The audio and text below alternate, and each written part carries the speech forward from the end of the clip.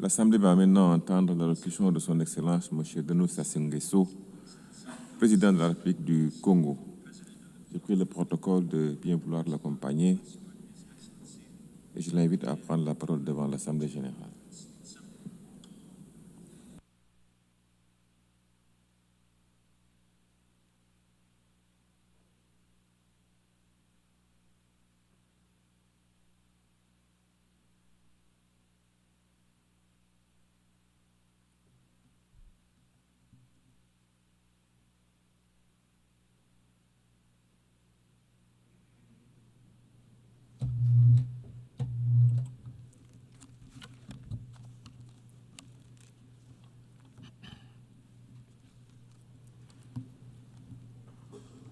Madame la Présidente de l'Assemblée générale,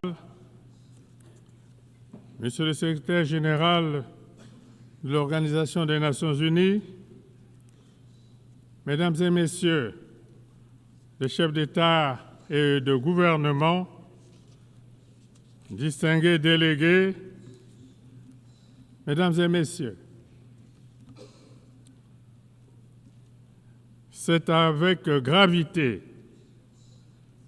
et aussi avec une foi intacte dans les idéaux de l'Organisation des Nations unies que je m'adresse à vous aujourd'hui.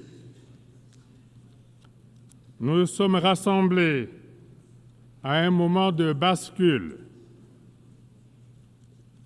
à une époque où notre responsabilité collective n'a jamais été aussi grande. Nous vivons une période marquée par des tensions accrues, des menaces multiples et des fractures profondes.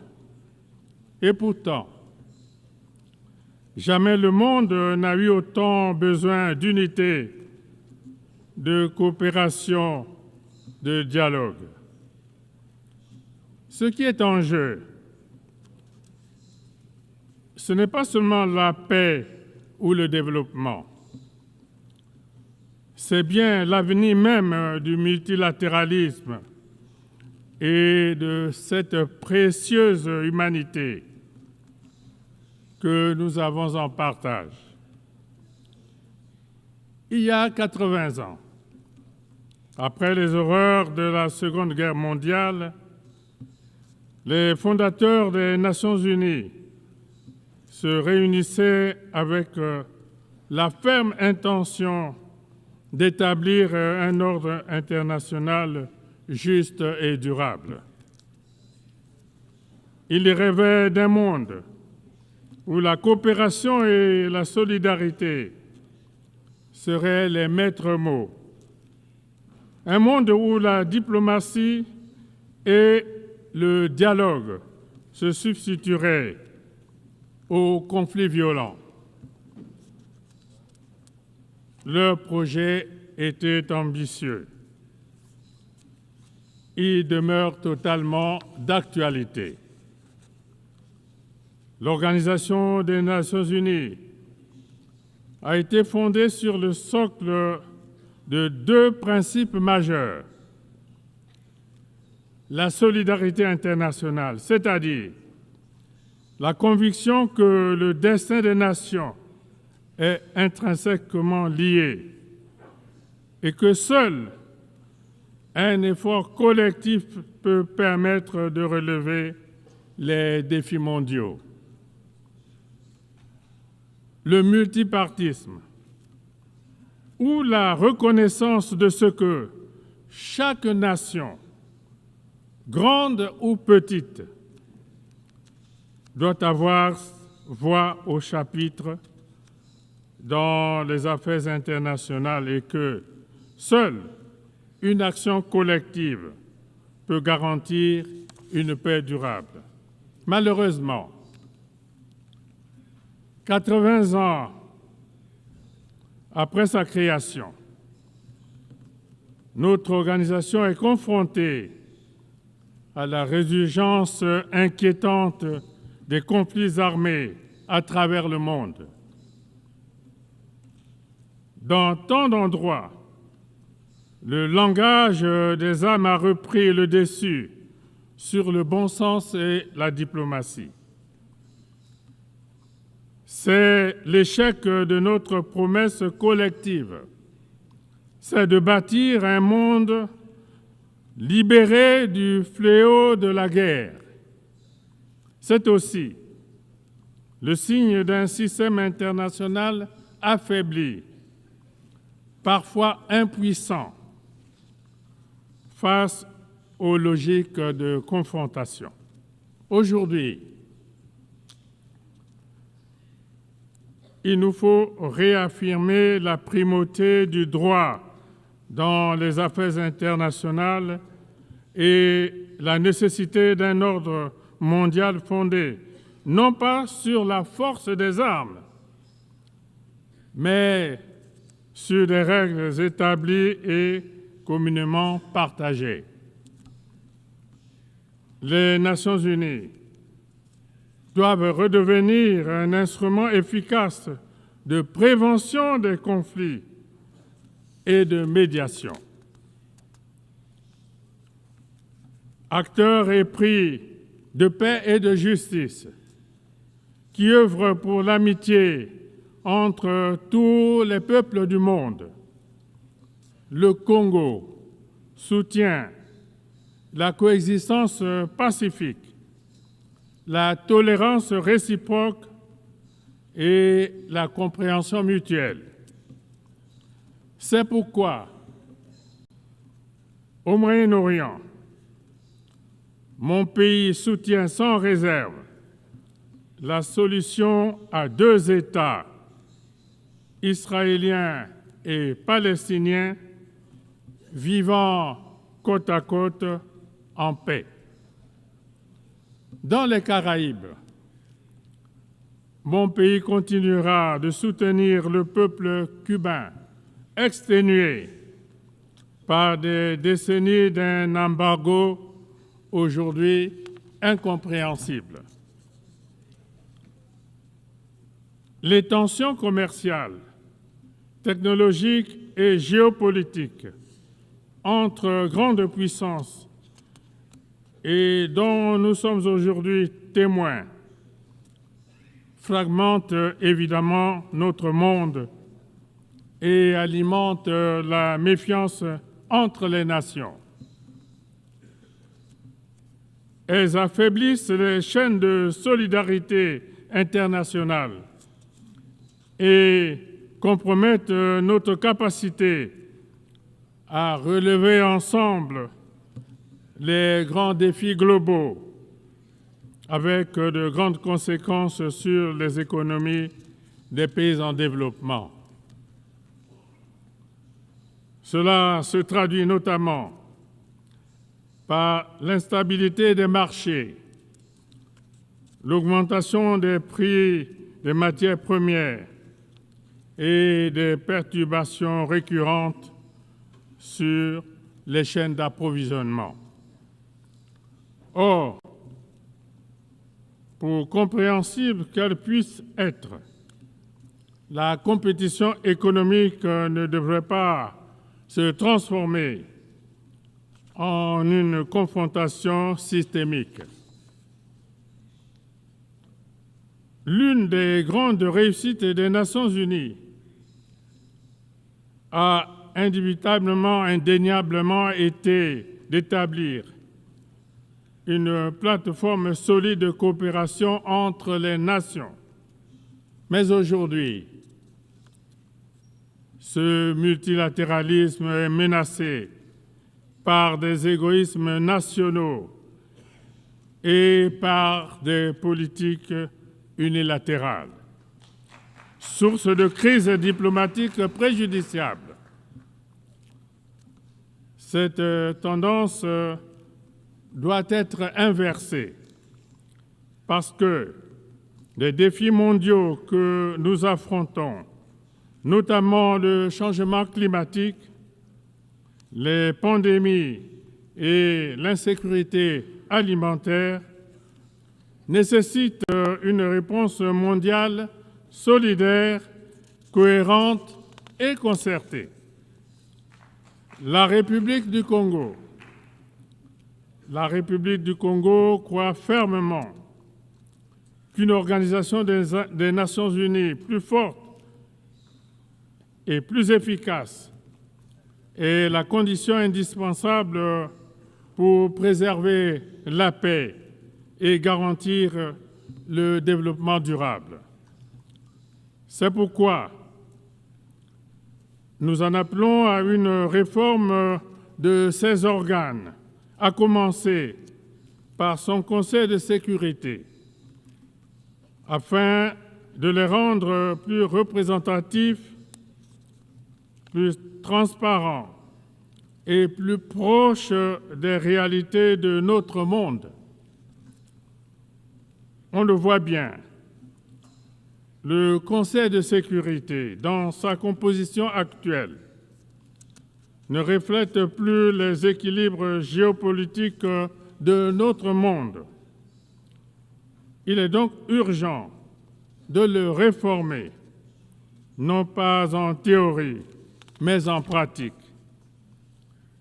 L'Afrique ne peut plus rester marginalisée. C'est un continent de plus d'1,4 milliard d'habitants. C'est un continent d'avenir, de jeunesse, de potentiel, auquel nous devons aujourd'hui garantir une participation pleine et entière aux décisions mondiales. Je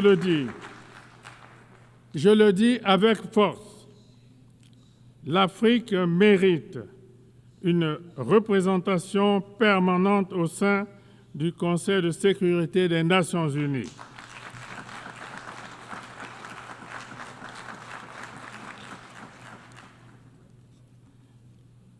Pas en tant que bénéficiaire d'une faveur, mais en tant que partenaire légitime.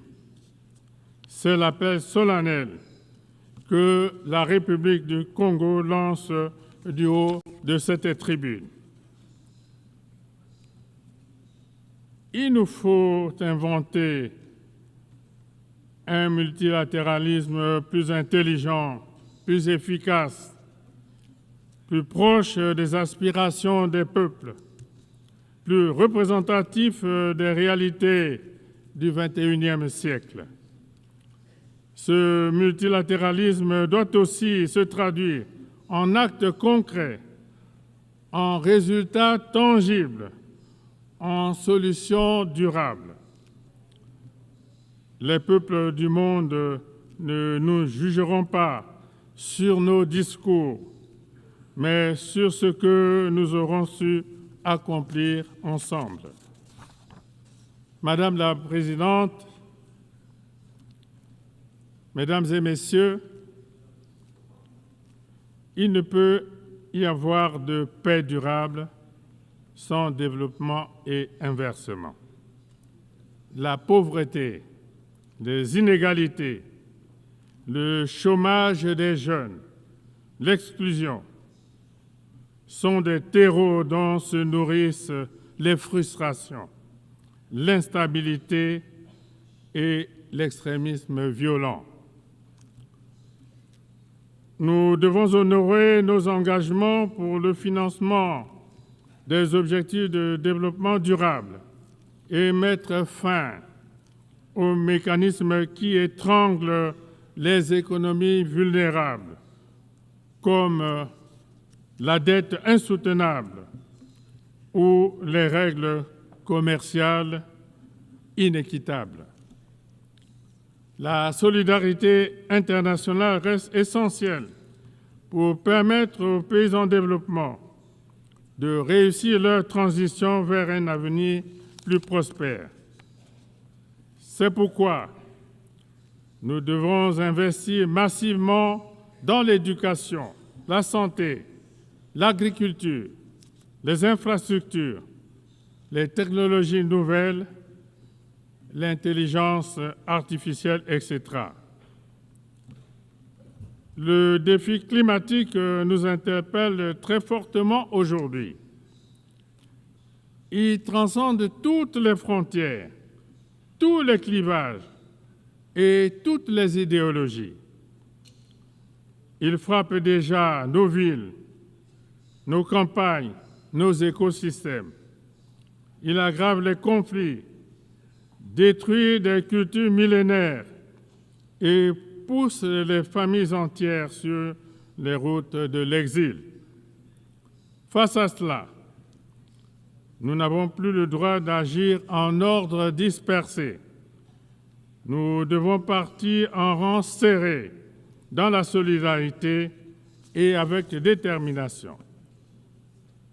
Cela implique le respect des engagements de l'accord de Paris, un soutien massif à l'adaptation pour les pays les plus vulnérables et une transformation profonde de nos modes de production, de consommation et de financement. C'est l'occasion de saluer l'adoption par l'Assemblée générale des Nations unies de la résolution sur la décennie mondiale du boisement et du reboisement que mon pays a initiée comme l'une des solutions susceptibles de faire avancer notre combat commun en faveur de la préservation de l'environnement et l'atténuation des ravages liés au changement climatique. Le climat ne doit pas devenir un nouveau facteur de division nord-sud. Il doit être un facteur d'unité mondiale, un motif de solidarité planétaire, le mobile d'une espérance partagée. Madame la Présidente, Mesdames et Messieurs, au moment où les nations du monde sont confrontées à de graves défis, certains de ces défis ayant clairement un retentissement existentiel, voilà que s'enclenche une nouvelle et inquiétante course aux armements. Les dépenses militaires mondiales atteignent aujourd'hui des niveaux records, alors même que des millions d'êtres humains vivent dans l'extrême pauvreté, avec un accès réduit à l'eau potable, à une éducation de qualité et aux soins de santé primaire. Des traités sur le désarmement sont remis en cause, tandis que la prolifération des armes de destruction massive, notamment nucléaires, revient au cœur des préoccupations. Cette dérive est dangereuse à tous égards. Elle ne rend pas notre monde plus sûr, bien au contraire. Elle expose aux périls les plus graves, dont le risque d'une conflagration généralisée qui échapperait à tout contrôle. Fidèle à son engagement en faveur de la paix et de la sécurité internationale, la République du Congo réitère son appel en faveur d'un désarmement mondial. Le moment est venu de nous investir tous dans la recherche de solutions qui renforcent notre sécurité collective, la stabilité et la prospérité de tous les peuples, plutôt que de nourrir le cercle vicieux et destructeur des conflits et de la violence. Madame la Présidente, Mesdames et Messieurs, dans ce monde instable, beaucoup doutent aujourd'hui, beaucoup s'interrogent. les Nations unies sont-elles encore utiles? Servent-elles encore à quelque chose? À cela, je voudrais, du haut de cette tribune, répondre clairement oui.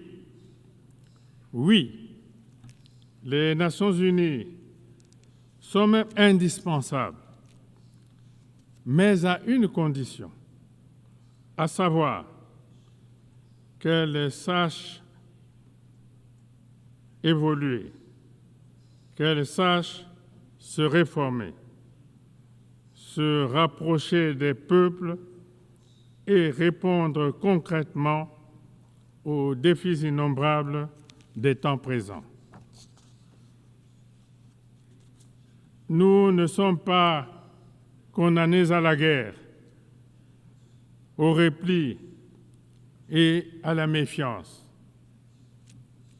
Nous avons encore le choix, celui du courage, de la solidarité et de la responsabilité.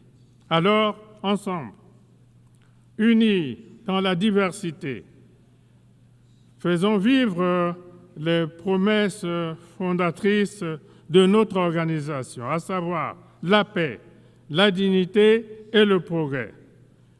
Ne laissons pas l'histoire se faire sans nous. Je vous remercie.